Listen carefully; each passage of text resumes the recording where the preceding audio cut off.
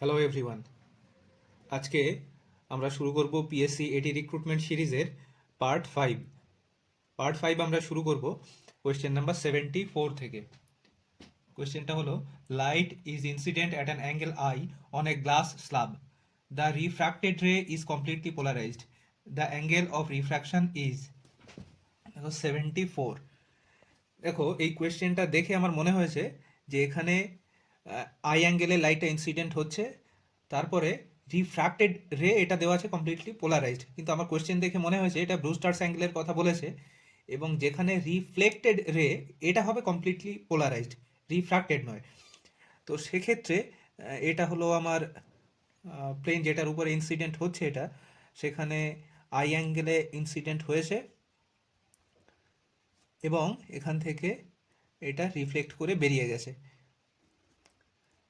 এখানে এটা হলো এর রিফ্র্যাক্টেড রে, এটা হলো রিফ্র্যাক্টেড অ্যাঙ্গেল। এই অ্যাঙ্গেলটা যদি ব্রুস্টার্স অ্যাঙ্গেল হয়, তাহলে সেক্ষেত্রে এই যে রিফ্লেক্টেড রে এটা হবে কমপ্লিটলি পোলারাইজড, এবং রিফ্লেক্টেড রে এবং রিফ্র্যাক্টেড রে এর মধ্যে অ্যাঙ্গেল হবে 90 ডিগ্রি। তাহলে এটা যদি আই হয় তখন এটাও হয়ে যাবে আমার আই। তাহলে এখান থেকে আমরা লিখতে পারবো আই প্লাস 90 ডিগ্রি প্লাস আর, এটা হয়ে যাবে 180 ডিগ্রি। তাহলে এখান থেকে আর এটা ইকুয়াল টু আমরা লিখতে পারবো 90 ডিগ্রি মাইনাস আই। তাহলে যে অপশানটা আমার ঠিক হবে সেটা হলো option A, angle of refraction সেটা হবে 90 ডিগ্রি মাইনাস আই। এরপর আসছে question number 75। The focal length of a lens for red and violet colours are 16.4 centimetre and 16 centimetre respectively. Its dispersive power is 75। Dispersive power এটা লেন্সের ক্ষেত্রে এটা হয়ে যায় F red minus F violet divided by এই দুটোর mean, তাহলে F R plus F V divided by 2। তো এটা করলে এটা আমাদের হয়ে যাবে রেডের জন্য। এটা ডেরিভেশনটা কিভাবে আসে তোমরা একবার দেখে নিও, এটা আমি আর দেখাচ্ছি না এখানে। এটা হলো 16.4 মাইনাস 16 ডিভাইডেড বাই এটার মিন করলে এটা হয়ে যাবে 16.2। তো এটা করলে এটা হয়ে যাবে 0.4 ডিভাইডেড বাই 16.2। আলটিমেটলি এটা চলে আসবে মোটামুটি 0.025 এর কাছাকাছি। তাহলে এখানে যে অপশানটা ঠিক হবে সেটা হলো অপশান বি। এরপর আসছে question number 76। A liquid is placed in a hollow prism of angle 60 degree. If the angle of minimum deviation is 30 degree, the refractive index of the liquid is, দেখো 76, হলো প্রিজম আছে, তার angle of prism দেওয়া আছে 60 degree, minimum deviation দেওয়া আছে, refractive index বার করতে হবে। দেখো তো এই ক্ষেত্রে আমাদের ফর্মুলা তো জানা আছে, mu equal to sine A plus delta M divided by 2 by sine A by 2। তো এখানে আমরা ভ্যালুগুলো জাস্ট পুট করে দিলেই আমরা পেয়ে যাব, এটা হয়ে যাবে সাইন 45 ডিগ্রি ডিভাইডেড বাই এটা হয়ে যাবে সাইন 30 ডিগ্রি। তাহলে এর জন্য এটা হলো 1/√2, সাইন 30 হাফ, উল্টে গেলে এটা হয়ে গেল 2, তাহলে এটা আলটিমেটলি হবে √2। তাহলে যে অপশানটা ঠিক হবে সেটা হলো অপশান এ। এরপর আসছে question number 77। An air bubble inside a glass slab mu equal to 1.5 appears at 6 centimeter when viewed from one side and 4 centimeter when viewed from opposite side. The thickness of the slab is, দেখো 77 এটা দেওয়া আছে, এটা একটা glass slab, এর মধ্যে এখানে ধরো একটা আমার এয়ার বাবল আছে। তো এখানে এটা হলো এর অ্যাকচুয়াল হাইট, ওপর দিক দিয়ে দেখলে, নিচের দিক দিয়ে দেখলে এটা হলো এটার অ্যাকচুয়াল হাইট। তো এখানে এই দুটো অ্যাকচুয়াল হাইটকে আমরা যদি অ্যাড করে দিই তাহলে সেটাই হয়ে যাবে আমার গ্লাস স্ল্যাবের থিকনেস। তো এখানে অ্যাকচুয়াল হাইট আমরা যদি বার করতে যাই, এটা আমরা জানি অ্যাকচুয়াল বাই অ্যাপারেন্ট এটা ইকুয়াল টু হয় মিউ। তাহলে এখান থেকে আমরা অ্যাকচুয়াল হাইট সেটা বার করে ফেলতে পারবো, মিউ ইন্টু এইচ অ্যাপারেন্ট। তাহলে ওপর দিক দিয়ে দেখলে তখন অ্যাকচুয়াল হাইট যেটা হবে সেটা হলো 1.5, এটা ইন্টু অ্যাপারেন্টলি এখানে দেখে মনে হচ্ছিল 6 সেন্টিমিটার, তাহলে এটা হয়ে যাবে 3/2, 9 সেন্টিমিটার। নিচ দিয়ে দেখলে তখন অ্যাপারেন্ট হাইট মনে হচ্ছিল 4 সেন্টিমিটার, সেক্ষেত্রে অ্যাকচুয়ালটা হয়ে যাবে মিউ ইন্টু 4, মানে এটা হলো 1.5 ইন্টু 4, তাহলে এটা হয়ে যাবে 6 সেন্টিমিটার। তাহলে গ্লাস স্ল্যাবের হাইট সেটা হবে এটা আর এটার অ্যাডিশন, মানে 15 সেন্টিমিটার। তাহলে এখানে যে অপশনটা ঠিক হবে সেটা হলো অপশন সি। এরপর আসছে question number 78। A convergent beam of light is incident on a convex mirror of focal length 30 centimeter. In the absence of the mirror, the beam would converge at a distance of 10 centimeter from the pole. The nature and location of the image is 78. দেখো এখানে এরকম আছে, মিরারটা আছে convex, তো এটা একটা convex mirror. এই convex মিরারের উপরে আমার একটা কনভার্জেন্ট বিম এসে পড়েছে, এটা হলো আমার কনভার্জেন্ট বিম। তো এটা যদি মিরারটা না থাকতো তাহলে এখান থেকে 10 সেন্টিমিটার দূরত্বে আমার এটা গিয়ে মিট করতো। এখন এখানে কনভেক্স যে আমি মিরারটা দিয়েছি এজন্য এটা এখানে মিট না করে এখান থেকে রিফ্লেক্ট হয়ে এটা আমরা ধরে নিলাম এখানে কোনো একটা পয়েন্টে এসে এটা মিট করবে। আমার আঁকাটা পুরোপুরি ঠিকঠাক হলো না, তবু মোটামুটি এটা ধরে নাও। এবার দেখো এখানে যদি ইমেজ হয় তাহলে এই ইমেজটা ফর্ম হয়েছে, এর ক্ষেত্রে অবজেক্ট হিসাবে কাজ করবে এই পয়েন্টটা, যে অবজেক্টটা অ্যাকচুয়ালি হলো আমার একটা ভার্চুয়াল অবজেক্ট, কিন্তু এখানে ইমেজ যেটা ফর্ম হবে সেটা হবে আমার রিয়েল ইমেজ। তাহলে এখানে একটা রিয়েল ইমেজ আমি পাবো একটা ভার্চুয়াল অবজেক্টের জন্য। এবার আমি জাস্ট ফর্মুলাটা এখানে পুট করে দেবো। মিরারের ক্ষেত্রে ফর্মুলাটা হবে 1/v + 1/u = 1/f। আমার এখানে ইউ সেটা এদিকে in the direction of light, এবং এফ সেটাও একই দিকে হচ্ছে, তাহলে দুটোই আমরা পজিটিভ ধরছি। তাহলে এটা হলো 1/v + 1/u, সেটা আমরা লিখছি 10 = 1/30। তাহলে এখান থেকে 1/v এটা ইকুয়াল টু হয়ে গেল 1/30 - 1/10 ইকুয়াল টু এটা হবে 1 - 3 / 30। তাহলে এটা হলো -1/15। তাহলে v ইকুয়াল টু হয়ে যাবে -15 সেন্টিমিটার। তাহলে এখানে আমি ইমেজ যেটা পাবো, ইমেজটা হবে আমার রিয়েল ইমেজ হবে এবং সেটা হবে 15 সেন্টিমিটার ডিস্টেন্সে মিরার থেকে। তাহলে এটা হবে অপশানটা আছে option D, real and 15 centimetre in front of mirror. এরপরে আছে question number 79। A spherical mirror produces lateral magnification M. What is the longitudinal magnification produced by it? 79 মিরারের ক্ষেত্রে আমি জাস্ট ফর্মুলাটা লিখি 1/v + 1/u = 1/f। এটাকে যদি আমরা ইউ এর রেসপেক্টে ডিফারেন্সিয়েট করি তাহলে এটা হয়ে যাবে -1/v² into DV DU minus এটা হলো 1/u², এটা ইকুয়াল টু হয়ে যাবে আমার 0। তাহলে এখান থেকে আমরা পাবো ডিভি ডিইউ, এটা ইকুয়াল টু আমরা পাবো মাইনাস এটা হয়ে যাবে v²/u²। তাহলে এটা হলো আমার লঙ্গিটিউডিনাল ম্যাগনিফিকেশন, v/u এটা হলো আমার ল্যাটারাল ম্যাগনিফিকেশন। তাহলে এখান থেকে আমি লঙ্গিটিউডিনাল যে ম্যাগনিফিকেশন এটা ইকুয়াল টু হয়ে যাবে -M²। তাহলে এখান থেকে আমরা যে অপশানটা লিখতে পারবো ঠিক হবে সেটা হলো অপশান এ, m²। এরপর আসছে question number 80। A hole is made in the bottom of a tank having water. If total pressure at the bottom is 3 × 10⁵ Nm/m², then the velocity of the water flowing out from the hole is 1 atmosphere equal to দেওয়া আছে 10⁵ Nm/m²। তাহলে question number 80। দেখো এটা একটা tank আছে, এই ট্যাঙ্কের বটমে এখানে একটা হোল আছে, ট্যাঙ্কটাতে ওয়াটার দিয়ে ভর্তি করা আছে। এবার ট্যাঙ্কের নিচে এখানে একটা ছিদ্র আছে, এই ছিদ্র দিয়ে এখান থেকে জল বেরিয়ে আসছে।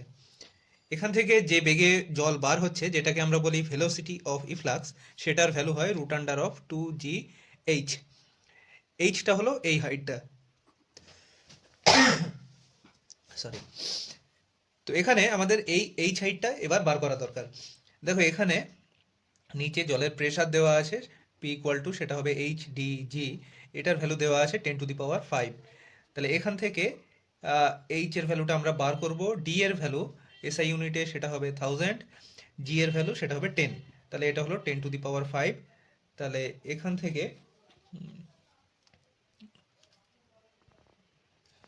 সরি টোটাল প্রেশার সেটা দেওয়া আছে 3 × 10⁵ আমি একটু ভুল লিখেছি।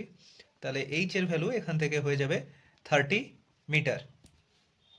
এবার জাস্ট এটাকে নিয়ে ভি এর এখানে পুট করে দিলেই আমরা পেয়ে যাবো √2 × জি এর ভ্যালু পুট করলাম 10, এইচ এর ভ্যালু পুট করলাম 30। তাহলে এটা করলে হয়ে যাবে √600, তার মানে এটা হবে 10√6 মিটার পার সেকেন্ড। তাহলে এখানে যে অপশনটা ঠিক হবে সেটা হলো অপশন বি। এরপর আসছে আমার question number 81। The excess pressure inside a spherical drop of water is 4 times of another drop. Then their respective mass ratio is 81. দেখো এক্সেস প্রেশার ওয়াটার ড্রপের ক্ষেত্রে সেটা হয়ে যাবে 2T/R। তাহলে এখানে প্রথমটার এক্সেস প্রেশার সেকেন্ডটার চাইতে 4 টাইমস বেশি আছে, তাহলে এখানে আমরা লিখতে পারবো 4/1। তাহলে এটা হয়ে যাবে এখানে উপরে চলে আসবে দ্বিতীয়টার রেডিয়াস বাই ফার্স্টের রেডিয়াস। এবার আমাকে এখানে মাস রেশিও বার করতে হবে। মাস মানে হলো 4/3πr³ volume into rho density.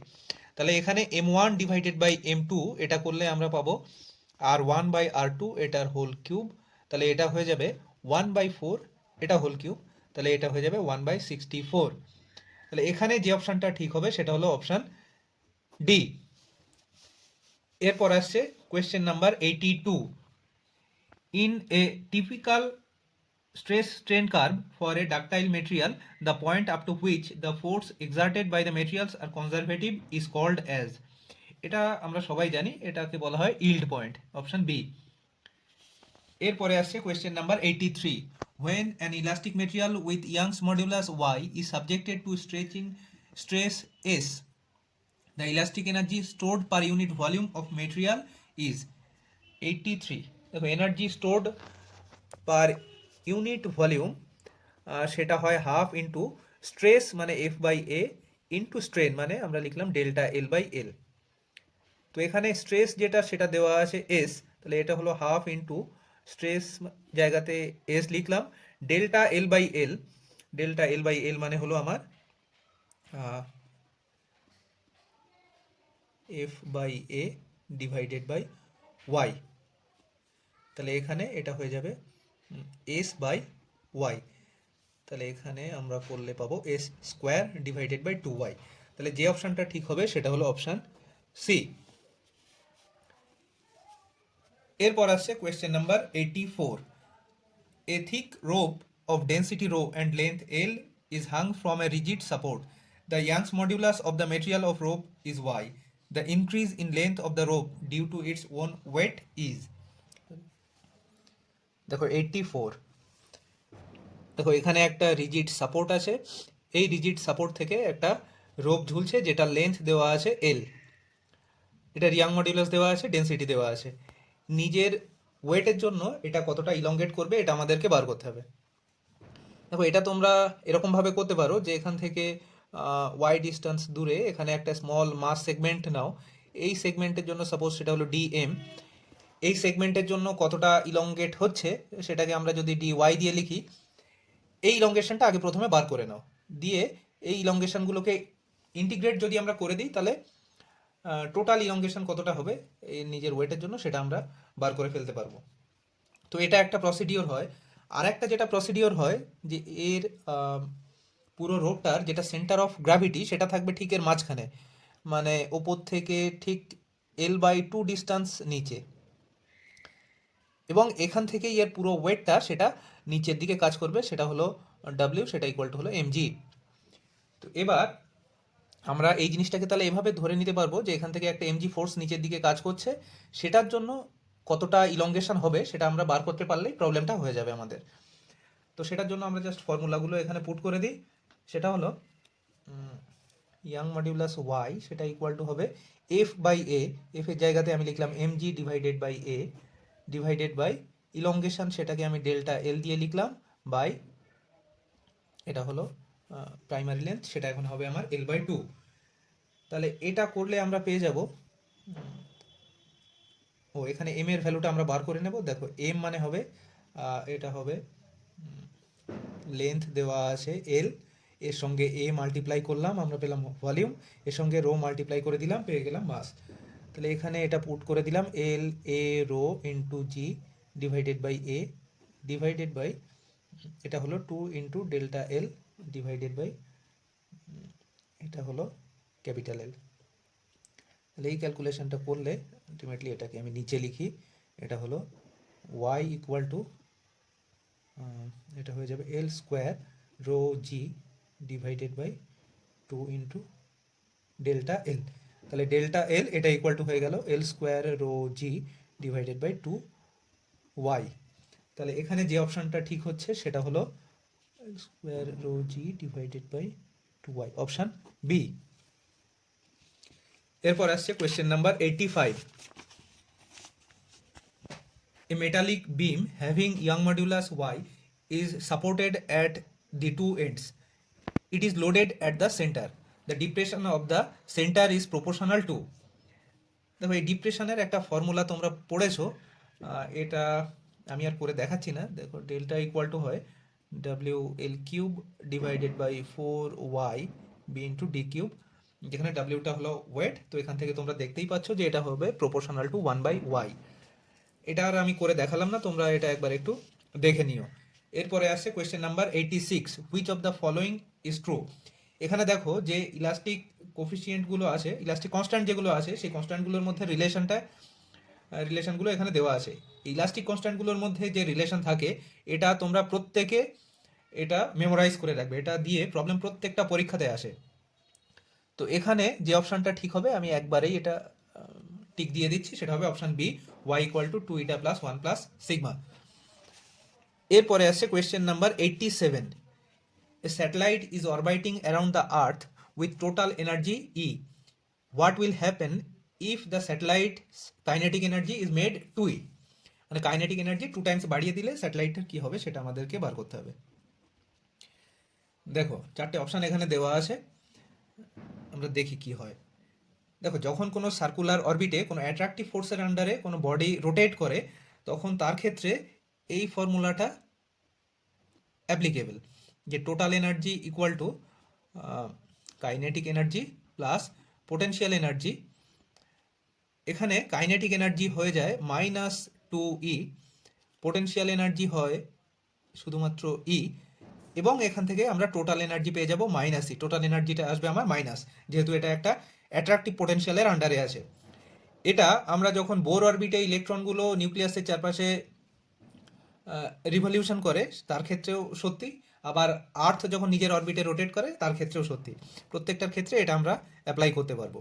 এবার দেখো এখানে যদি, সরি আমি একটু উল্টো লিখে ফেললাম, কাইনেটিক এনার্জি এটা হবে ই, পোটেনশিয়াল এনার্জি এটা হয়ে যাবে -2e।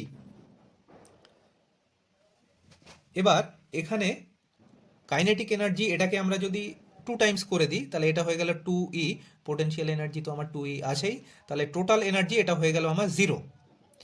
এখন টোটাল এনার্জি 0 হয়ে যাওয়া মানে এটা আর কোনো অ্যাট্রাকটিভ পোটেনশিয়ালের আন্ডারে আর থাকছে না, এটা তাহলে আমার স্যাটেলাইটটা ওই অ্যাট্রাকটিভ পোটেনশিয়ালের বাইরে বেরিয়ে চলে যাবে। তাহলে এখানে যে অপশানটা ঠিক হবে সেটা হলো option D, satellite scapes away. এরপর আসছে question number 88। If I is the moment of inertia and E is the kinetic energy of rotation of a body, then its angular momentum will be, দেখো 88,